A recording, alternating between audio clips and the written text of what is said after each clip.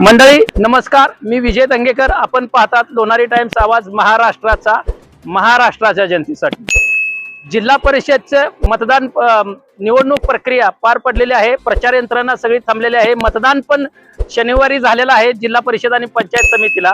शिरोळ तालुक्यात एकूण 7 जिल्हा परिषद आणि 14 पंचायत समिती आहेत. या सगळ्या पंचायत समितीला मतदानाची प्रक्रिया पूर्णपणे पार पडलेली आहे. काल संध्याकाळी 5:30 वाजता शासकीय अधिकाऱ्यांनी सगळ्यांनी मतदान थांबवलेलं आहे. जे आत होती गेटच्या त्यांना सगळ्याला मतदान करू दिलेलं आहे. पूर्णपणे शिरोळ तालुक्यात शांततेत मतदान पार पडलेलं आहे. किरकोळ बाचाबाची सोडली तर उद्या निकाल आहे या जिल्हा परिषद मतदारसंघाचा. आणि आपण आज शिरोळ तहसीलदार या ठिकाणी आणि शिरोळ तहसीलदारच्या ऑफिस समोर आपण आत्ता उभा आहे. शिरोळ तहसीलदार कार्यालय या ठिकाणी आपण आज शिरोळ जिल्हा परिषद आणि पंचायत समितीचा एक्झिट पोल देण्यासाठी थांबलेलो आहे.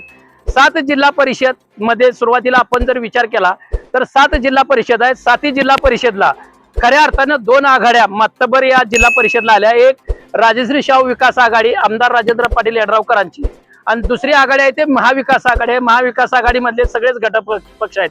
मग त्यात स्वाभिमानी आहे, काँग्रेस आहे, राष्ट्रवादी आहे शरद पवारांची, अजित पवारांची राष्ट्रवादी आहे. त्याचबरोबर या ठिकाणी म्हणलं तर शिवसेना आहे उद्धव ठाकरे यांची. या सगळ्या आघाड्या एकीकडे महाविकास आघाडीकडे आणि यड्रावकर गट एकीकडे. तिसरी जी आघाडी आली ती भाजपची आली आणि भाजपला अत्यंत कमी वेळ मिळाला. त्याच्यामुळे त्यांना सगळ्या 7 जिल्हा परिषदला उमेदवार उभा करता आले किंवा पंचायत समितीला सगळे उमेदवार उभा करता आले. कारण का काही मतामुळे भाजप आणि शाहू आघाडी यांच्यात ताटातूट झाली आणि त्यांचा त्या ठिकाणी विषयच कट झाला आणि म्हणून भाजपनं 1, 2, 3 मतदारसंघामध्ये आपले उमेदवार उभा केले तर अत्यंत कमी वेळ त्यांना मिळाला. म्हणून या सगळ्या घडामोडी झाल्या. प्रचार यंत्रणा सुरू झाली. या प्रचार यंत्रणेमध्ये आरोप प्रत्यारोप झाले. टक्केवारी घेऊन कामं या शिरोळ तालुक्यात केली जाते असं महाविकास आघाडीकडनं आरोप झालं. तर शाहू आघाडीकडनं आरोप महाविकास आघाडीवर झाला. यांच्याकडे बोलायला दुसरा काय मुद्दा नाही. टक्केवारी शिवाय ही काय दुसरं काय यांच्याकडे शब्द नाहीत असे आरोप झाले. बदल झाला पाहिजे म्हणून विरोधी आघाडीकडून सांगितलं झालं तर सत्ताधारी प्रस्थापित या शिरोळ तालुक्यातली आघाडीकडून सांगितलं की कामं केलेली आहेत. 2-2.5 हजार कोटी शिरोळ तालुक्यातली कामं झालेली आहेत.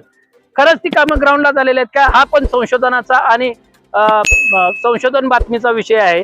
या सगळ्या घडामोडीवर आपण एक्झिट पोलकडे पोहोचलेलो आहेत. मी जवळजवळ सगळ्या एक यड्राव जिल्हा परिषद सोडलं मग वेळाभावी तर सगळ्या जिल्हा परिषद मध्ये आपण कामं केलेली आहेत. या सगळ्या जिल्हा परिषद आपण कव्हर केलेल्या आहेत. 6च्या 6 जिल्हा परिषद, 12 पंचायत समिती या सगळ्या कव्हर केलेल्या आहेत आणि कव्हर केलेल्या आहेत. या सगळ्या जिल्हा परिषद कव्हर करत असताना सुद्धा आपल्याला एक्झिट पोल एकमेव लोणारी टाइम्सचा एक्झिट पोल आपण देणार आहोत. 7 जिल्हा परिषद यड्राव जिल्हा परिषदला पोहोचता आलं पण तिथला आम्ही जो लेखाजोखा घेतला जाऊन थोड्या काही तासासाठी त्यातनं आम्हाला ते पण जिल्हा परिषद आम्हाला एक्झिट पोलसाठी कव्हर करता आली.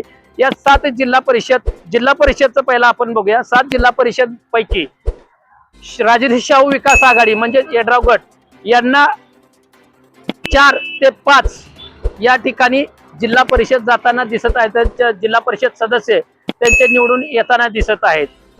महाविकास आघाडी यांना जिल्हा परिषद 4 ते 3 या जिल्हा परिषद मिळताना या ठिकाणी महाविकास आघाडीला दिसत आहेत.